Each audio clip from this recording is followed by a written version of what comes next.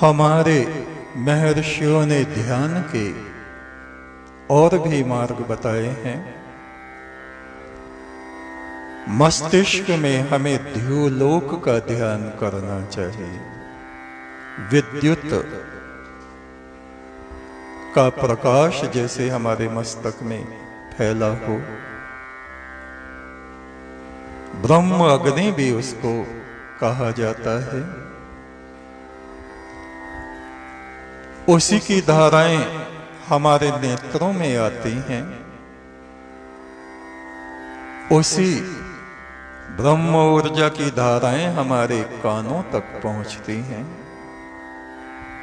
जिससे हम सुनने की शक्ति प्राप्त करते हैं, नेत्रों से देखने की शक्ति प्राप्त करते हैं। वो ही धाराएं हमारे नासिका और प्राण तक, नाभि से मस्तक तक, प्राण का आना और जाना, सांस का आना और जाना, इस तक ये धाराएं पहुंचती हैं। मुख यानी वाणी और रसना, स्वाद लेने की शक्ति, इन धाराओं के कारण ही हम स्वाद को महसूस कर पाते हैं, बोल पाते हैं। विद्युत की यही धाराएं हमारे कंठ में जब पहुंचती हैं तो बोलने की शक्ति प्राप्त होती है। हृदय में जब ये धाराएं पहुंचती हैं तो हृदय पूरे शरीर में रक्त का संचार करता है।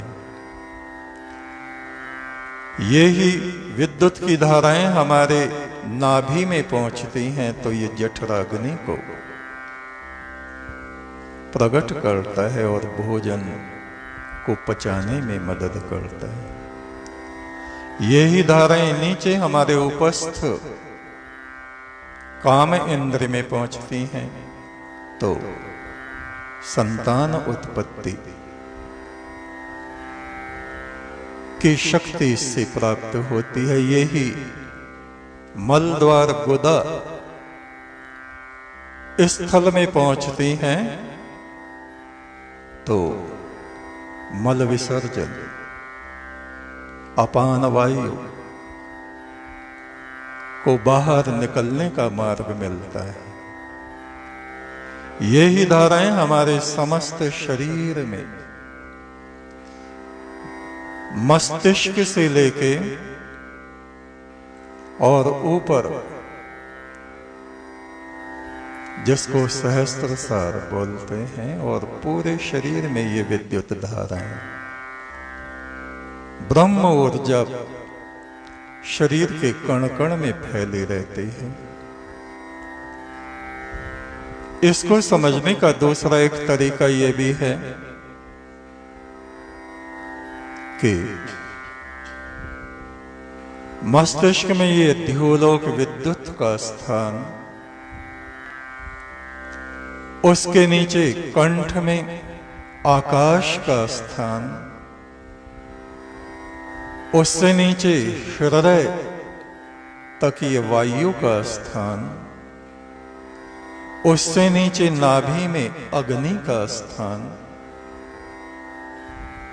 और उससे नीचे मूत्राशय तक बस्ती जिसको बोलते हैं जल का स्थान, और उससे नीचे पृथ्वी तत्व का स्थान। जबकि ये पृथ्वी तत्व भी हमारे पूरे शरीर में फैला है। त्वचा, मांस, हड्डियां, ये सब बनकर इसने हमारे शरीर को बनाया हुआ और ढका हुआ है।